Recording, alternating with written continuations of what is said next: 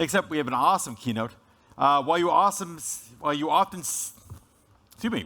seen as playful or speculative assets, meme coins represent a shift in how communities can create value, engage with digital assets, and shape decentralized ecosystems.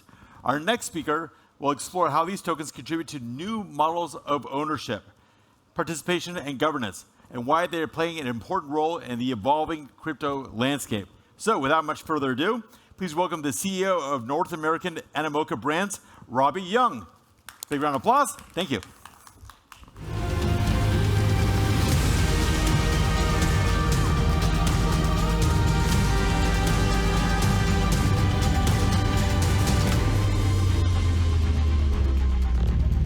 Hi, everyone. Good afternoon. Thank you for still being here this late in the afternoon. I appreciate it.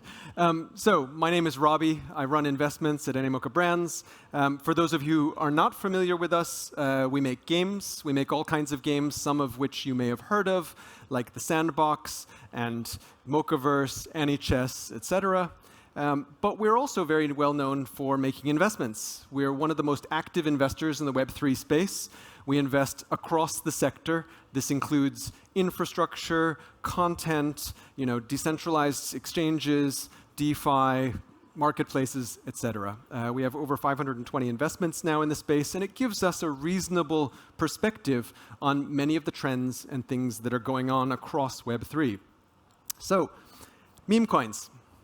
Meme coins have been talked about a lot. It's been a big trend over the last 6 months, and I think there's a lot of debate over what role they play within our industry. Are meme coins a good thing? Are they a bad thing? Is it a fad? Should it be ignored? Should I buy a bunch of meme coins? What do I do, right?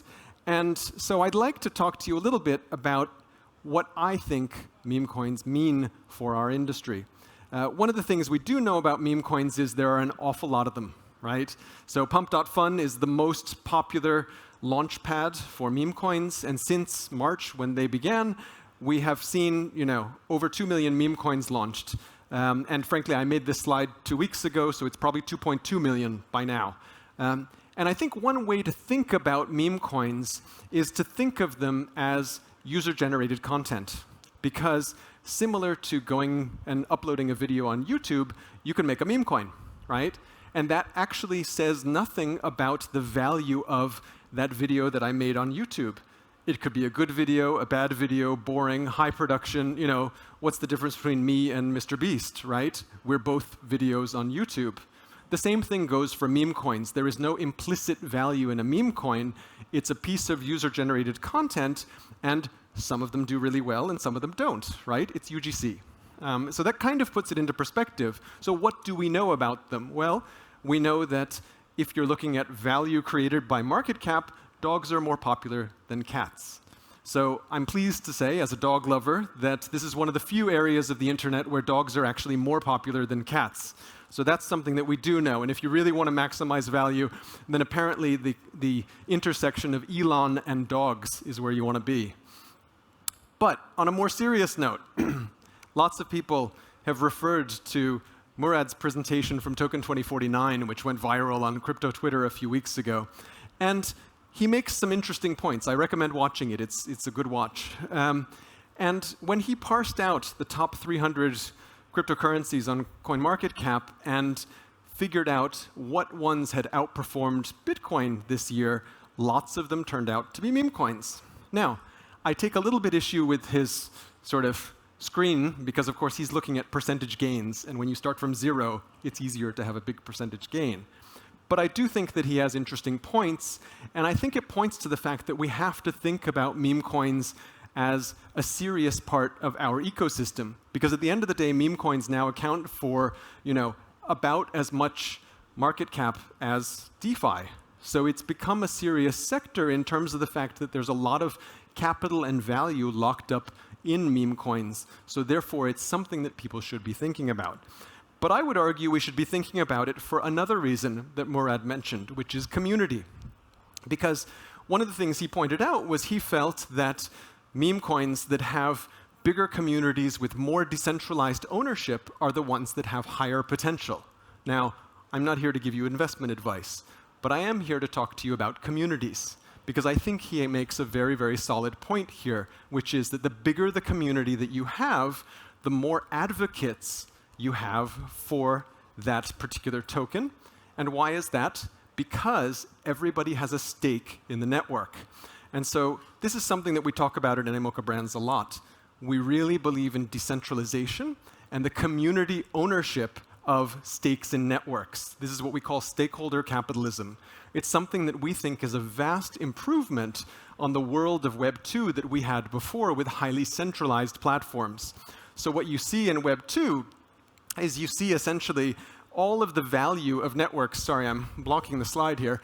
All the value of networks are accruing to those networks and their shareholders, to the platform. So, insert name there, Facebook, Google, Microsoft, etc. All the value disproportionately accrues to the platform, whereas in a Web3 scenario, actually, the value is much more evenly distributed because everybody who owns a token has a stake in that network. So the creators, the users, everybody has a stake in the network and the outcome, not just the people who are providing the platform to begin with and their investors. So we think this is a much more sustainable and healthy model. And so we can think about this across the Web3 ecosystem in things like NFT collections, PFP collections. We can think about it in terms of Memecoin communities. Each of these represent different communities across Web3, and because they have interoperable tokens, right, they have the ability to share their network effects. And that's the key, because at the end of the day, tokens are essentially the distillation of network effects.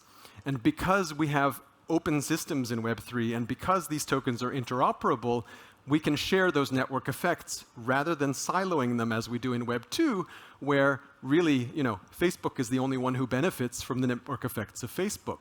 The users don't benefit. And so the next part of this, which is quite important, of course, is governance, right? Having a stake in that network can also lead to you being able to participate in governance. And so one of the things that I think is great about the health of the Web3 economy is that we see there's about $35 billion, which is owned and controlled by DAOs now, where there are millions of people who are voting tens of thousands of times a week on proposals to their DAOs, voting on things of how to use their treasury. Are we going to fund startups? Are we going to donate monies to charity? Are we going to build things? I mean, these are serious decisions with real assets at stake that are being done across the internet by people collaborating in decentralized organizations. And this is an amazing thing, and we as a Web3 community should be extremely proud of this. But it's only possible because everybody has a stake in the network, right? And this gives them the opportunity to then exercise that stake through decentralized governance. So, in summary, if you position Memecoins as one of the trends of this year, we can think about it as a vector for adoption of Web3. Lots of people may discover Web3 because they discovered Memecoins. Lots of people may discover Web3 because they discovered ETFs, right? Or they discovered Telegram mini games. Or they discovered other kinds of games or education apps that are ways in which they came to Web3. But the best part about Web3, aside from the fact that I'm sure you've never seen a slide with Franklin Templeton and Hamster Combat on the same slide, the best thing about Web3 is that they just come in one door, but then they don't necessarily stay there. They go to another part of Web3 because it's interoperable. Once you discover a Telegram minigame where you can pay with TON, then maybe you take that and you move elsewhere, and you're like, what other games can I play and use my crypto for to play? What other things can I do across Web3? We've all experienced this. So each of these entry points is a doorway into the wider world of Web3. And so what we've tried to do at Animoca Brands is create a platform that allows us to share the network effects of our business and our community of investments, and this is called the Memecoverse. And so what we've done with the Memecoverse is essentially partnered with a lot of our investees and also a lot of our partners that we work with across Web3 to create a decentralized identity system, because we think that reputation really matters in Web3. We think that your reputation as a good actor should inspire builders and projects to offer you benefits and rewards if you can demonstrate that you're a good actor, right? Maybe you should be entitled to an airdrop because we know you're a prominent investor in a project and you hold tokens and you're just the kind of customer that we would want, so we should incentivize you. So what we do across the Mocaverse is essentially hook that all in with a decentralized ID system and allow people to accrue their online reputation. So please, I encourage everybody to sign up for a Mocha ID.